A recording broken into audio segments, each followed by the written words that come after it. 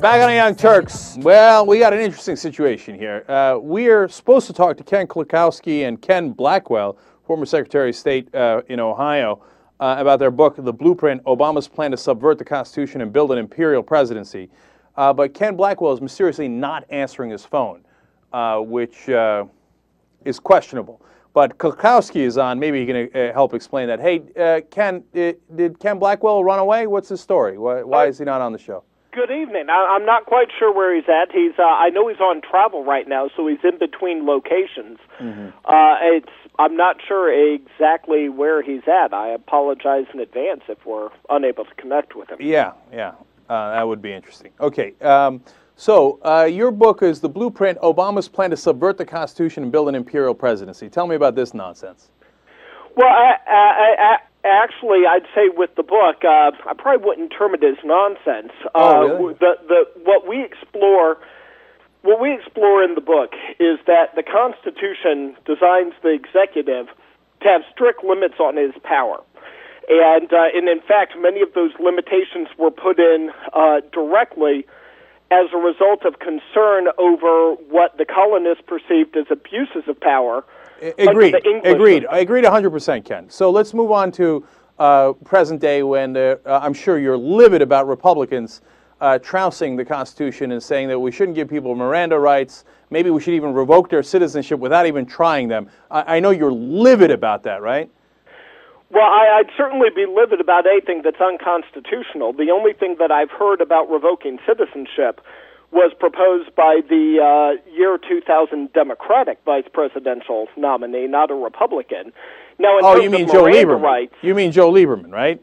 You think that guy's a Democrat? Please. Well, and even if you want to set aside Joe Lieberman, FDR summarily executed foreign combatants who were captured on U.S. soil during World War II. So I'm not sure I would agree that Miranda is necessarily a constitutional requirement. I'm not sure. Well, you would be disagreeing with the Supreme Court, right? You would be disagreeing with the Supreme Court, right? So, not necessarily. Under Dickerson and Chief Justice Rehnquist's opinion, he said that there is a constitutional dimension to Miranda, the Miranda decision of the 1960s, though he said it was based on theories that need to be explored further, and even though there is a constitutional dimension to it, that nonetheless Miranda is limited. Ken, are you seriously arguing that the Supreme Court is unclear on whether you have Miranda rights? No, absolutely not. What I'm saying is the Supreme Court said that Miranda has a constitutional basis for domestic law enforcement, but not for war-making powers under the foreign policy purviews of the president under his Article 2 Commander-in-Chief. For example, for the Times Square bombing, that appears to be in New York, New York. That would be in the United States of America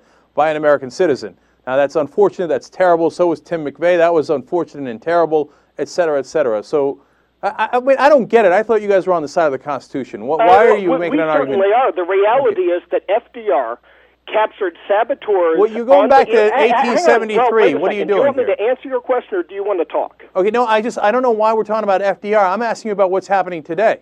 Well, my point is, you said this is a Republican outrage, and I'm pointing out that the most recent summary execution of saboteurs during wartime was done by a Democrat president. I understand that was in the middle of a war. I don't want to go back and debate FDR. Okay, so look, the recent Republican president. Ken, the recent Republican president is the guy who ordered torturing people, the guy who ordered the arrest of Jose Padilla, who's an American citizen, and denied him all of his habeas corpus and all of his rights. And I'm sure you were outraged by that, right? I am outraged whenever anyone is denied their constitutional rights. And you wrote a book about how Bush. You wrote a book about how Bush. Of a wartime combatant. You wrote a book about how Bush stripped Padilla of his American rights, and you were outraged, right? I'm sorry. Of how former President Bush stripped who of his constitutional Jose Padilla. Rights? My understanding is that the courts upheld his rights. I'm unaware of any abrogation of his constitutional rights. No. The courts told the Bush administration you can't. Though I have to say, can't do that. It doesn't exactly come up in our book. Though we do take a stand that regardless of the president's party, that every constitutional provision needs to be given its full force and effect. So, Ken, I'm sure that applies for the Fourth Amendment. So, a warrantless search and seizure is most obviously against the Fourth Amendment, and I'm sure you were outraged about that and wrote a book about it, right? Warrantless search and seizures of whom? If you're talking about American citizens on U.S. soil in a peacetime setting, yes, I would be utterly outraged about that. But that's what Bush did. I'm unaware. Is there anything in the public record? I'm unaware of any U.S. citizen who was warrantless wiretapped within the U.S. Well, that's the cute little trick that they did. They said, "Look, by the end, after the New York, hold on, let me explain. No, after the New York Times broke the story, they said, okay, they caught us. I can't believe they revealed our national secrets. Yeah, we did do warrantless searching, but you don't get to find out who we did it to because it's all state secrets. Except we did find out. And the Arab Americans who actually sued about that in the Northwest were shown by a jury and by a judge that they were right, that they weren't warrantlessly wiretapped. Discuss in my book. What's that? So wait, I'm telling you what happened in the case in the Northwest. 300 pages. That doesn't come up one way or the other. President Obama's policy is the same as President Bush. Do you want to talk about that, or do you want to talk about what's in the book? Okay, so that was the warrantless wiretapping was not in the book either. And by the way, they also, and this is an ABC News report, you can look it up. They wiretapped our American soldiers in Iraq and listened in on their sex conversations. Was that in your book? I did not discuss sex conversation wiretapping in my book. No, okay, well, that's interesting because you say the title of the book is The Blueprint, Obama's Plan. Obama's plan to subvert the Constitution and build an imperial presidency. That's exactly right. That's interesting. All right, now since you didn't care about that at all when the Republicans were in charge, and you didn't give a lick about the Constitution or the imperial presidency when the Republicans were in charge, Ken Klukowski, why don't you tell me about what Obama's doing? Discuss any of the topics in our book as to how President Obama is subverting. Have at it, Hoss. Hit me. Go ahead. What is Obama doing that's so bad that all of a sudden you care about the Constitution? Well, there's a number of things. First of all, there's the issue of running executive policy out of the White House through czars that are not confirmed by the U.S. Senate and not accountable. Did Bush have czars? I'm sorry? Did Bush have czars? Did Reagan have czars? Who created the drug czar? Go ahead, tell me. Well, now, to the extent that there are any czars that are unconstitutional, by all means, that has to be opposed. And did you write a book about it when the Republicans had czars? Did you write a book about it when the Republicans had czars? The Republicans had dozens of czars. Did you write a book about it then? Or did you wait till the Democrats in office? Authority without Senate confirmation. But they had the same exact situation under Republicans, and you admit that. So why didn't you write a book about it then? What Reagan-era czar was exercising executive authority? What does that mean? Look, the czar doesn't mean anything. It's a word that's made up. No, there is no actual technical czar. Do you know that? Do you know that? Do you know that? Do you know that czar doesn't mean anything? That it's a made-up word? And the Energy Department, what policies they need to design regarding cap and trade, regarding carbon emissions, regarding energy policy. So is it your contention? That is a direct exertion of executive authority. You have Ken Feinberg, the pay czar, who has the unilateral authority to reduce the compensation of any publicly traded company that's receiving public funds. Ken, none of that took place in the previous administration, either Republican or Democrat. Bill so, Ken, let me get this right, because I want to make sure you're saying something absolutely false, okay? Are you saying that none of the czars in previous administrations had any executive authority whatsoever? But then all of a sudden when Obama came in, the same exact czars and some new ones, all of a sudden, boom, they have executive authority and they're running amok. Absolutely not. To the extent you're not saying that. For example, to the extent that a drug czar would advise a president, either Democrat or Republican, that's fine. To the extent that a drug czar, either Republican or Democrat, would be exercising executive authority. What does that mean? I call that that means issuing legally binding directives that impact private citizens. So you agree that the drug czar did the same exact thing under Republicans and Democrats? And I'll make absolutely clear that if someone is not a Senate-confirmed official in that regard, that's problematic. Now, a number of people and that problem you wrote about before Obama, right? Because it existed before Obama. Hang on. A number of the people in the White House are actually Senate-confirmed. And to the extent that they are, if they are fully susceptible to transparency laws in the Administrative Procedure Act, then that's okay, whether they're called a czar or not. But these people who are appointed to offices that were not created by Congress, the officers holding them not subject to Senate confirmation and not subject to congressional oversight, to the extent that those people advise the president, that's fine. But to the extent that any of those people exercise executive authority over American citizens, that's where it becomes unconstitutional. Ken, here's what I think. I think those czars had almost the identical power under Republicans, and that you never gave a damn about it. But now Glenn Beck says, czar, it sounds Russian. It sounds Russian. Go. And you admit here, hey, you admit here that they almost had the same exact power, but Ken Feinberg, who's a new czar, has slightly more executive authority sprinkled in. And so all of a sudden you're outraged by this. And I find that disingenuous. So give me example number 2. Ken Klukowski is the author of the blueprint, the Obama's plan to subvert the Constitution and build an imperial presidency. Give me example number 2 of how he's subverting the Constitution. Absolutely. I'll give you another example. Attempting and contemplating doing cap and trade or doing card check through administrative action instead of through legislation passed by Congress. That would violate the Constitution. You got him. You got him, man. You weren't worried about warrantless wiretapping, but you're worried about an administrative action on card check? So do you understand that our regulatory agencies regulate, that they make regulatory decisions all of the time? Hang on a second. Article 1, Section 1, Clause 1 of the Constitution says that all federal legislative power is vested in Congress, not in the executive. And the Supreme Court made clear as early as 1928 in the Hampton case that Congress can never, under any circumstances, delegate its legislative authority to the executive branch. You just read me the part of the Constitution that says that Congress makes laws. Of course it does! For the executive branch to make legislation. And so I know, because you're saying Congress makes the laws, not the executive. I couldn't agree more, right? So I don't know. All of a sudden, that means you're against all the regulatory authority that the president has. Not against because I know the Republicans are against executive authority, right? Regulations are made pursuant to the Take Care Clause in Article 2 regarding executive authority. That is that the executive branch must take care that the laws be faithfully executed. Thank you. That's right. That gives them the authority to pass regulations, exactly to right. regulations that apply legislation. So but it denies them the power to make public policy. That's which exactly is that right. Only Congress so Ken, can do. A Democrat-controlled Congress. Yeah, perfect, Ken. So we agree that the Congress passes the laws, the executive branch carries out those laws, and it's the job of Congress to do so. Now, they have done so under Republicans and Democrats, and in the execution of those laws, under Republicans and Democrats, they have had regulatory authority to execute those laws, okay? Now you're all of a sudden rediscovering this thing. But what I find interesting is, hey, you know when Bush was president, he does this thing called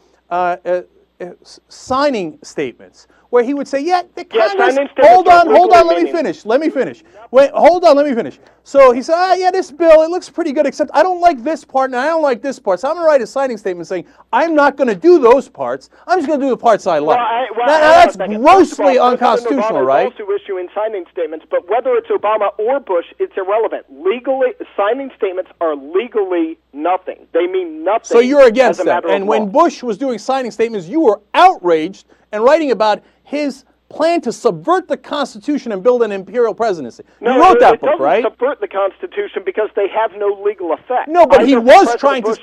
No, first of all, Ken, there's two things wrong with that. No legal force. There's two things wrong with that. Number one, he was trying to subvert the Constitution by doing the signing statements. And second of all, it does have an effect when he tells the executive branch, who's supposed to enforce the laws, hey, do not enforce the laws that Congress passed and I signed into law. That's what he told his executive branch, and I'm sure you wrote a book about it. I'm not sure that there's any example of a law where the president instructed the executive branch not to follow it. Are you familiar? Can you cite any specific statute, any specific law that was not executed as a result of the signing statement? In 2005, when they passed the law against torture, saying that you must follow the Army Field Manual, Bush wrote a signing statement saying, no, you must not, even though he publicly said, yeah, I'll follow the law. No, and he did a signing statement, he said, you do not have to follow that law. No, the signing statement said that this law shall only be implemented insofar as it is consistent with the president's commander-in-chief power. Right, and the president said, in my ultimate power as executive, I tell you, torture people. It's a statement of a truism. Any law that's unconstitutional, any unconstitutional application of an otherwise valid law is in and of itself a nullity. That would be like President Obama. If Congress were to pass a law and Obama were to say, I'm not going to apply this in a way that would forbid people going to synagogue, well, of course not, because that would be unconstitutional. So a signing statement that says, I will not use this law in an unconstitutional manner, it's just stating a legal truism. There's no legal effect there one way or the other. So the law was so illegal. What he tried to do was so illegal, it didn't really matter anyway. So what I'm hearing from you, Ken Klukowski, is when Bush did the warrantless wiretapping, when he did the signing statements, when he had the czars, you weren't outraged at all. You thought it was no big deal. But when Obama does 1/10 of it, all of a sudden you're writing about the imperial presidency. Constitutional, whether it's a Republican president or a Democrat president. Ken, President I don't Clinton believe used them, you. and I think you are lying. I think you are totally full of it. Because when Obama did his first signing statement, I went ballistic on this show. Because we don't give a damn if he's a Democrat or Republican. We care about the Constitution.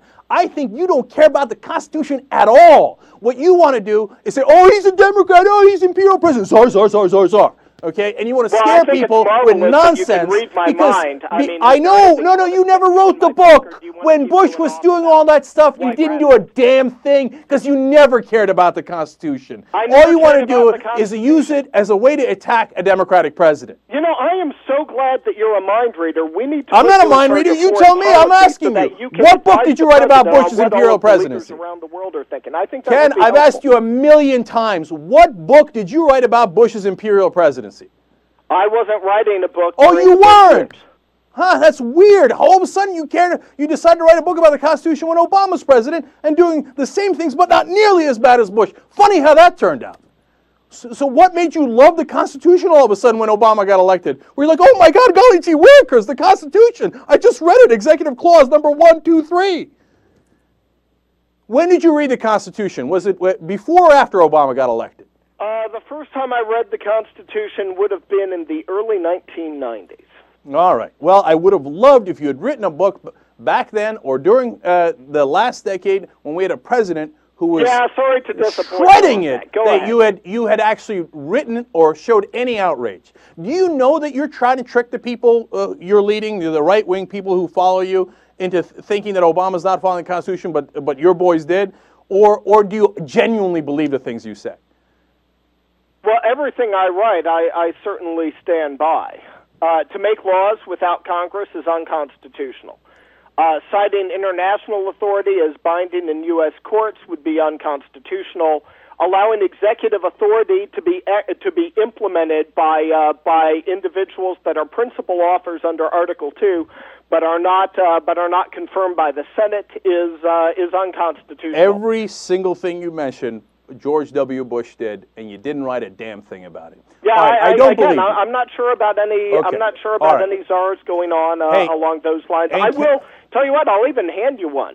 I thought that when President Bush signed McCain-Feingold, I thought there were some provisions of McCain-Feingold that were unconstitutional. Wow. And I was critical about that in every outlet that I could get, and I criticized that law. That was by the way, for the people at home who don't know McCain-Feingold, that was the one that said, hey, corporations can't spend in our elections without any kind of control. So it's shocking that, Ken, you're in favor of corporations.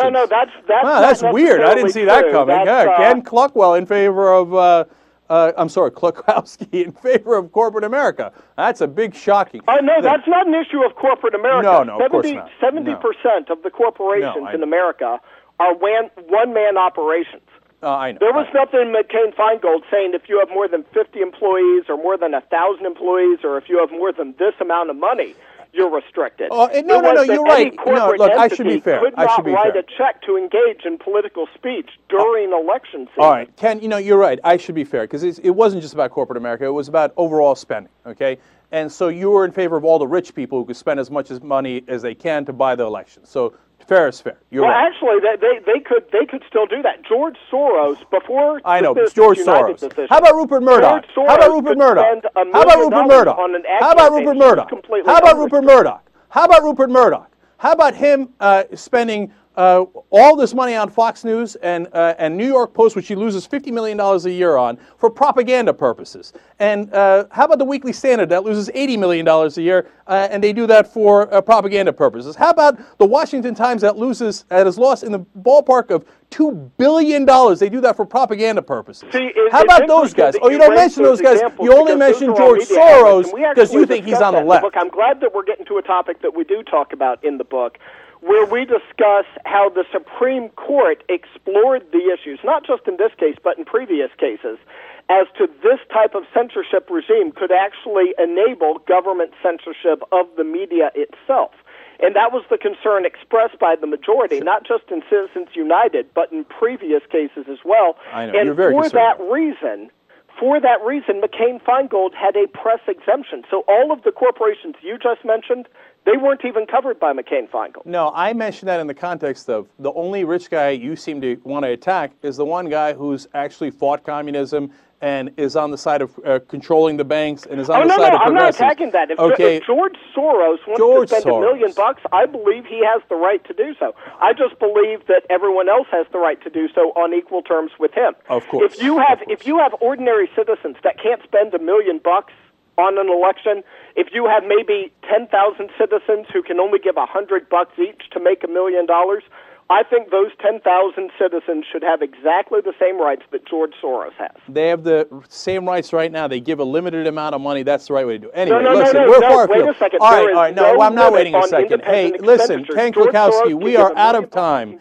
And the book is called The Blueprint, Obama's Plan to Subvert the Constitution, Build an Imperial Presidency. I have no interest in your nonsense George Soros point. And the next time you go to do an interview and you say Ken Blackwell is going to be on, tell him not to be a coward and actually show up in the interview, okay? Ken Blackwell is certainly not a coward. If he's really? Where is he? Sure Where is he? Where was your book about Bush, and where the hell is Ken Blackwell now? Oh, he's conveniently traveling. In fact, last Friday I wasn't on a joint interview myself because I couldn't get on the line last Friday morning. I'm sure. So I mean, we're both traveling authors. That happens. Oh yeah, I'm sure it does. All right, Ken Klukowski, thanks for being on.